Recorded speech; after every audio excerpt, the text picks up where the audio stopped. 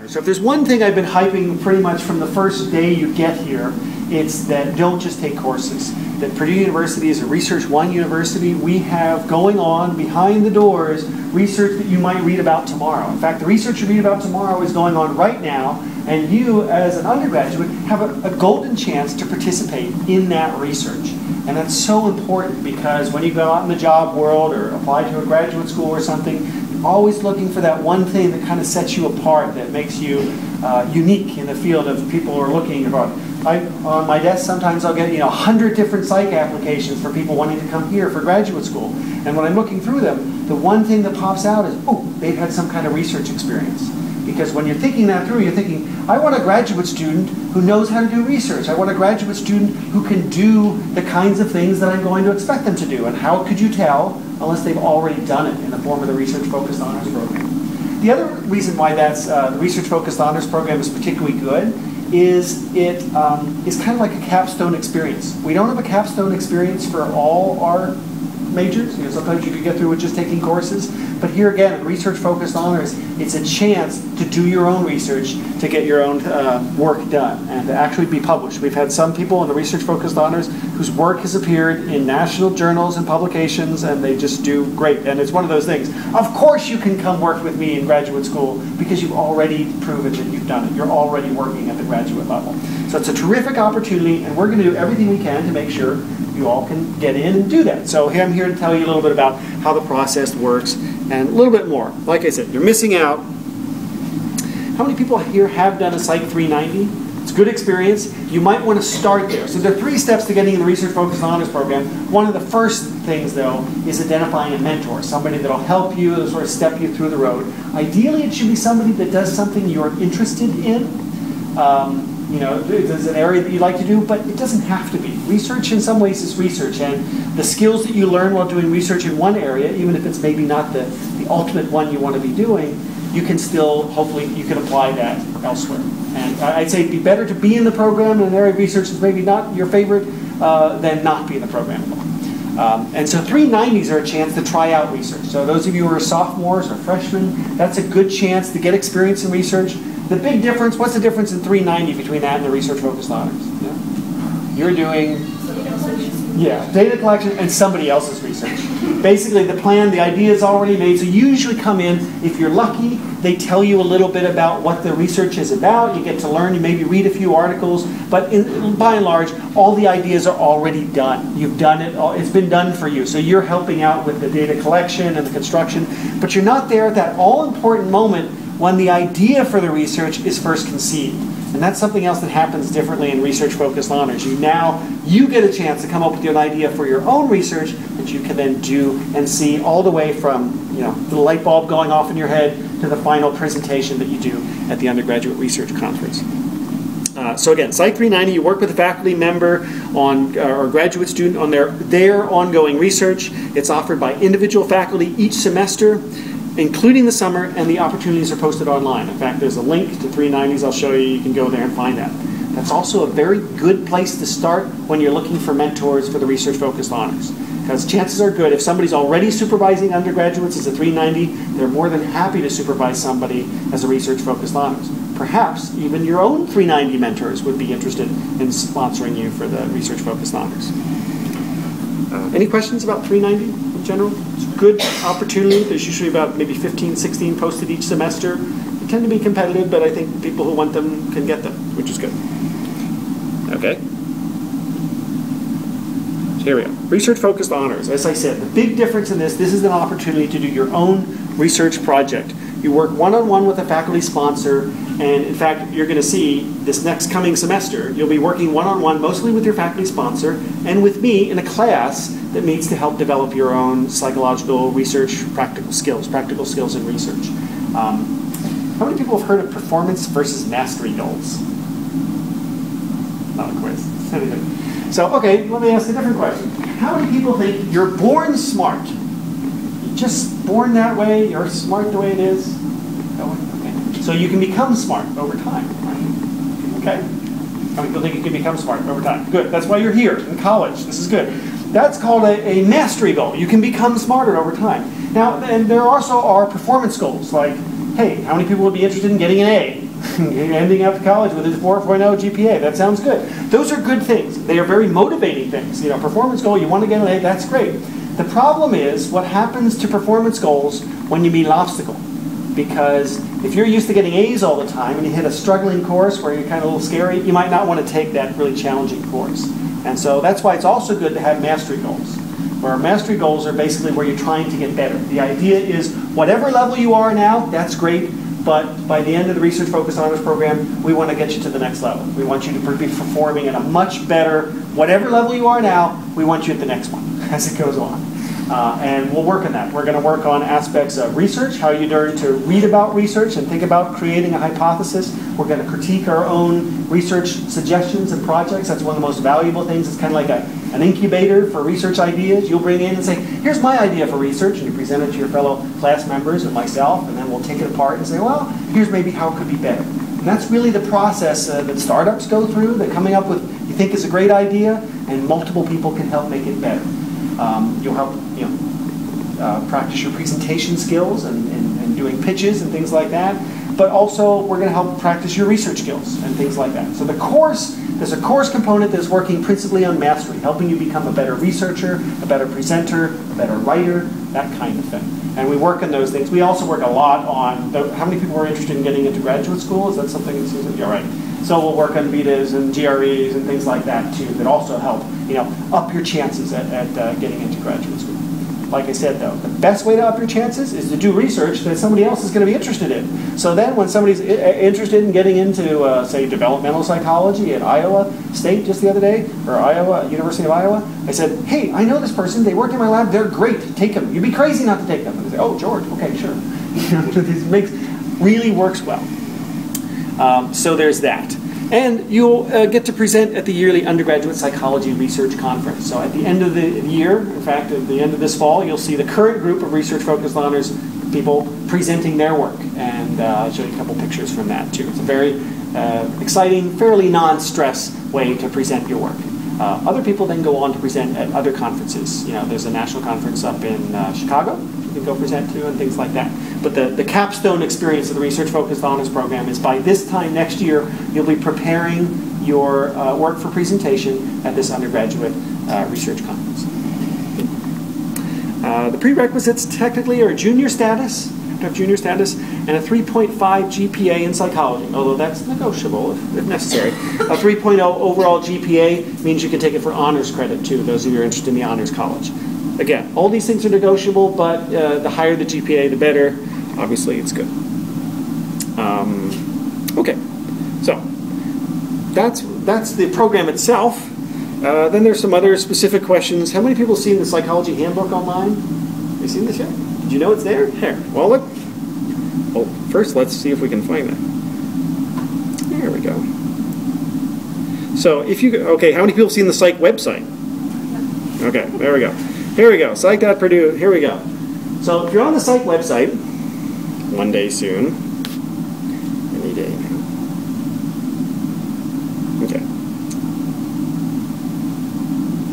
You go to undergraduate, and it doesn't really matter where you go. Majors, requirements, and courses.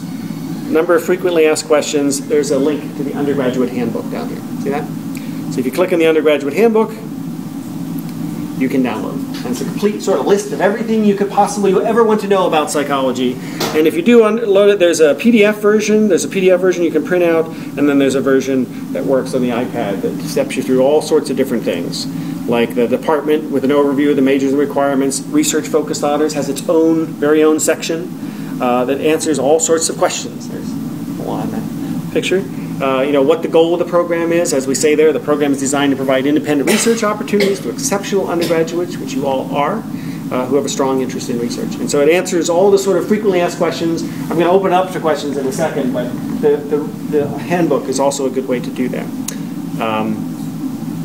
It talks about benefits and challenges and things like that. So this is a chance to go through that, and also provides a link to 390 opportunities and other things. This is a good thing to have. As well as awards and honors. And I should mention the Research-Focused Honors is actually associated with the Hadley Award, which is an award presented at the yearly Undergraduate Research Conference. So not only can you do research, but you can get a nice little recognition for that research, for the best poster that's done at the Undergraduate Research Conference. So, next question is, how do I apply? Maybe. Once again on the website, if you go under here under Majors and Requirements, we have Research-Focused Honors. Actually, I'm sorry, it's under Opportunities, because of course it is an opportunity. Oh, yeah, there it is. Research-Focused Honors was also on the questions in the slide. And again, there's a whole thing for it. This just basically shows the same questions and same things you may have had that are in the handbook.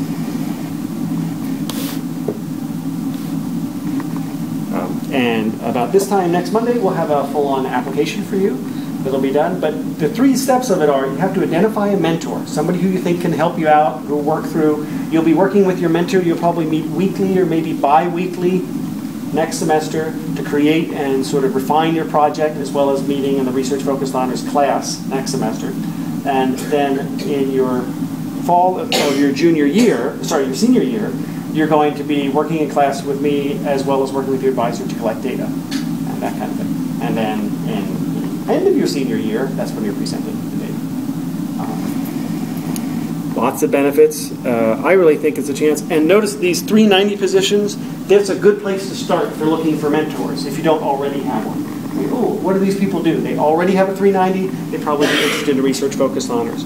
We're also going to be, so the official announcement for Research-Focused Honors program will probably come out sometime next week. The goal is for it to come out on Monday, but if it doesn't come out till Tuesday, deal with it. But there's an application, and we'll also have a listing of all the faculty who have indicated they would be willing to take on a Research-Focused Honors student.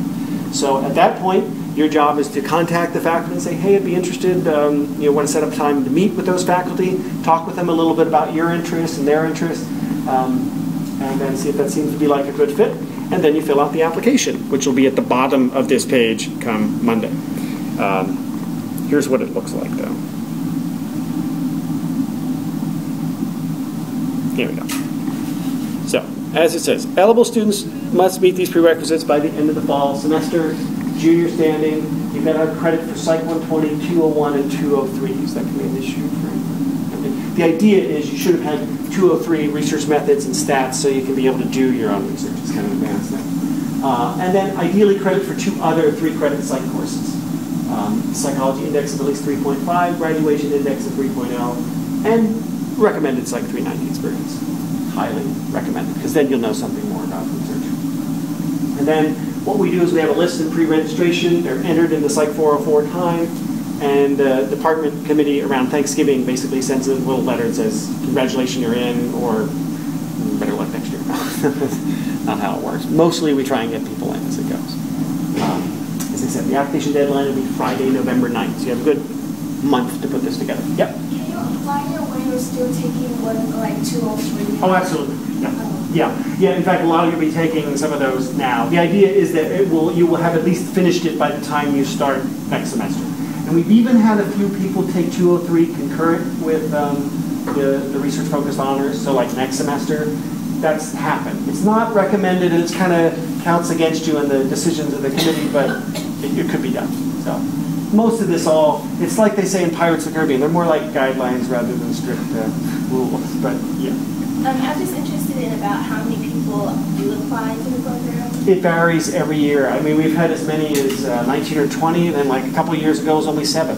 So, it kind of goes around. Looks like there are a few more people applying this year. I think the maximum will take, we have to talk about it, maybe 15 or 16. But you fill out an application. This is the application. There's a request form. It gives your name, email, majors, and then what you did in the different courses. It's mostly for us to just sort of see how you're going. Any 390 experience. And like I said, that's due November 9th. The other thing in here, though, is ideally, if you've identified a faculty sponsor, that helps a lot. And in fact, sometimes you get a letter of recommendation, preferably from the faculty member who will supervise the student's project. So you say, hey, I'd like to do this particular research, and you ask your 390 instructor or somebody, or this faculty person you've talked to ask for recommendation. It's not a long recommendation. It's, yes, I know this person, they'll be great, I'm looking forward to sponsoring them in the program. It's not like, 3 things. Find a faculty sponsor, fill out the application form, and then submit it on time. Other questions? Yeah. So you said like the requirements vary, kind of. So I don't know. Say you didn't have a B- in research methods, but you have a faculty that's willing to sponsor you. Yep. Okay. Right. I mean, probably be fine. Yes. Exactly. Okay. That's what I said. They're more like guidelines, and every case is special. We pretty much look through each person's background and see if this makes sense. And that's what happened in the research 203. We had somebody that was just taking research methods that same semester. And said, well, that could kind of work because you're just going over your project in some ways thinking about research methods. You have to write a research proposal in it. So hey, it kind of works out. But that's the idea. We want you to have experience with that. And again, we're just anxious in getting undergraduates involved in research because, again, I cannot emphasize enough how important it is to when somebody looks at your resume and says, oh, you did research? Or better yet, you did that research? I've even heard of that. I read about it in the newspaper. Wow, it helps make you stand out, especially in the fields that psychology has strengths. My name is Jonathan Osberg. I'm a senior now, and I'm in the research-focused honors program. I really enjoyed it. I started out with a 390 in my freshman year with Dr. Eckhart. He looks at intimate partner violence. So I sort of stuck with him through the years, did another 390 in my sophomore year, and then when this came up, I definitely jumped at the opportunity. I'll admit it, I'm not actually even applying to graduate school in psychology. I'm applying to medical school. But I can tell you that the first question, or one of the first questions that each medical school has asked me in my interviews, centers on my research, and I'm more than happy to talk to them about my project for the entire half hour or hour that they have me for.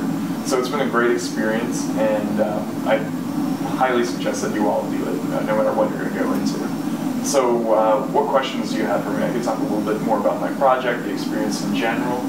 Okay, so specifically my project deals with the attitudes that batterers or people in general have and how that might protect or sort of maybe lead to intimate partner violence or aggression. And we're looking at 2 types of attitudes, specifically the attitudes toward the regulation of anger and toward the use of violence. Obviously, if you ask someone just to tell you about their attitudes toward violence, they're probably going to lie and say, oh, violence is bad, I love to regulate my anger. That's not helpful. So those self-report measures that try to get at that information are often wrong, and they give us faulty correlations. It's just not helpful, and this is especially a problem when you consider we have batterer intervention programs and other things like this that are relying on those self-reports. So in my project, I'm trying to use something called the Implicit Associations test. You've probably heard of this. It's a test you can take online on a computer, and you have to sort words really quickly into 1 of 2 categories, and that can tell you about your unconscious or implicit attitudes. The test to see if you're racist or not was popular out there. It was made fun of on TV shows and everything. But this seems to work for other things, and that's a part of my study to see if that works. So I have participants take that test, and we get their data on these 2 attitudes, and then we have them listen to a highly provoking scenario in which their girlfriend or boyfriend is flirting with someone of the opposite sex. While they're listening to that, they have a voodoo doll and pins next to them, and we tell them to let out all of their negative emotions on that voodoo doll with the pins. So the number of pins and the location of the pins would be indicative of the behavioral aggression that the person exhibits, and we link that to the attitudes they have. So it should be interesting to see what kind of data we get and where I can go with this. Yeah, so that's just an example of the project. You can do a lot. It's a lot of fun. When I came into freshman year and I first met Dr. Eckhart, I didn't imagine that in my senior year I would be working with him on my own project and participants would be playing with voodoo dolls. I just did not see voodoo dolls in my college career as a whole. But no, it's great. I've learned a lot from it. Obviously, I'm probably not going to be doing this type of research or research on this subject in medical school, but I think that medical schools, well, there's a lot of research there, and I think a lot of medical professions require certain research, so that's great for me. And even beyond that, the medical schools see that, okay, I'm responsible, I have my own project, and I'm taking the initiative. That's great for basically anything that you want to go into. In terms of the actual seminar class, this has actually been great too. Right now we're going over vitas and resumes and perfecting those, talking about personal statements. In a week or so, we're also going to have to do a lightning journal presentation where we pick out a journal and present it in 5 minutes, but we can only have one slide to show. That's going to be fun. What other things have we done? We started off a lot by sort of talking about how to write and put together a paper and the different elements of that, the intricacies in that. So it's been a great experience. You really connect with the other students you're in. You can commiserate about some of the pains of running participants all day, or the stresses of figuring out the statistics or what you have to do in general. But the mentors that you're working with, they're graduate students, everyone on your team, they'll be extremely helpful, and they'll guide you through the process and make it a really worthwhile experience. So are there any questions for me specifically? Anything I haven't talked about? Yes? You said you started out like as a freshman. How did you like get into it? Well, as Dr. Hollick said, you definitely want to get involved in the 390 experiences. They're listed there. So just take a look at that list and see if any of those professors, any of those researchers are looking at something that is mildly interesting to you. And you can email them and talk to them a little bit. I'm sure there's an application process. I'm a little out of that by now. But yeah, definitely get involved in that. Earlier is better. You can maybe try out a lab this year, and then if you don't like that, or if it's interesting but you want something else, you can try a different lab in a subsequent semester. So get started with 390 early, and that'll really help out.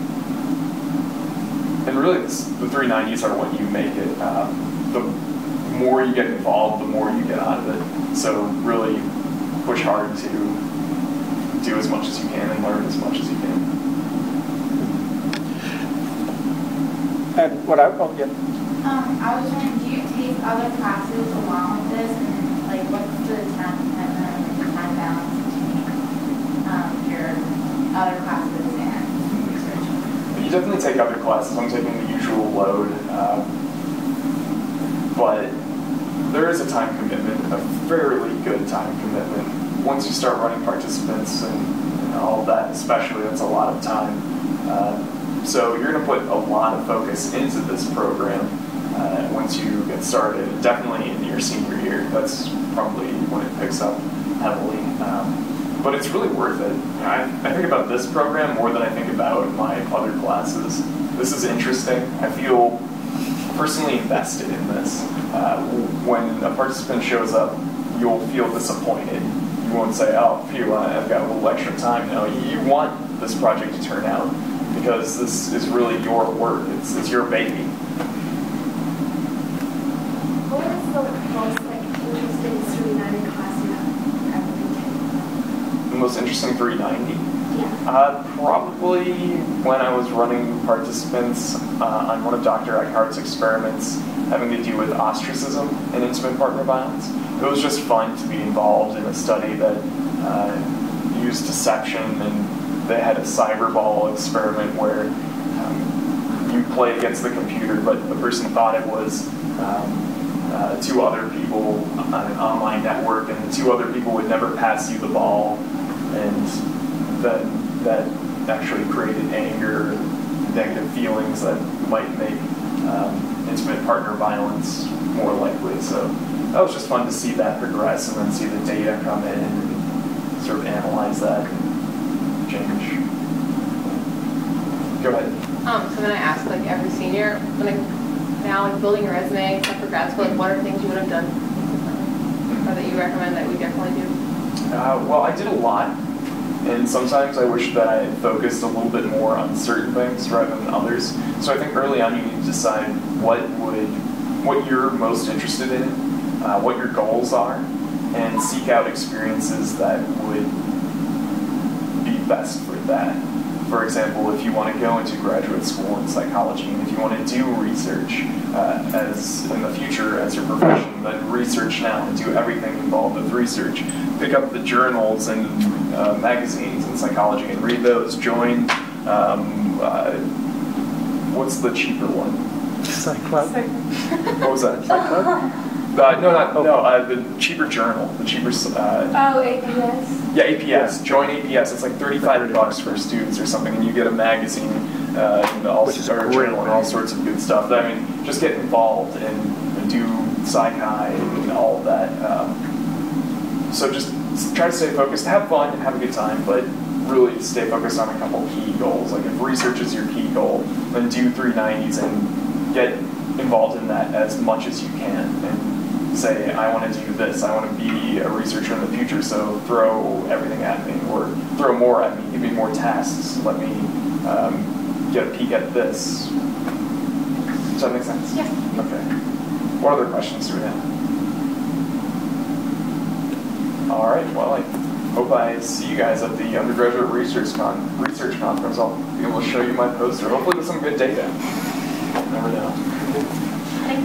Yes, don't forget, that'll be in, was it March, I guess? Late March or April. Late March or April.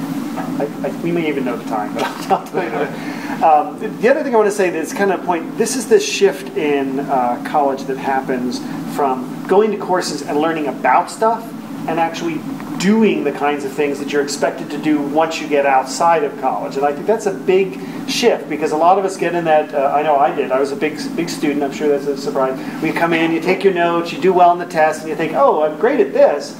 Well, you can be good at college, but are you any good in the real world? You know, and this is what this kind of experience gets you involved in. Like, how do you actually do the research? And it's that transition into figuring out what it's like to be a psychologist or to do research and to understand and develop your specific skills that would help it be even better. So I very much encourage you to do this, and like I said, all those guidelines are flexible. Just apply. Please apply. And even if you don't have a faculty mentor, sometimes a faculty mentor can be provided to you.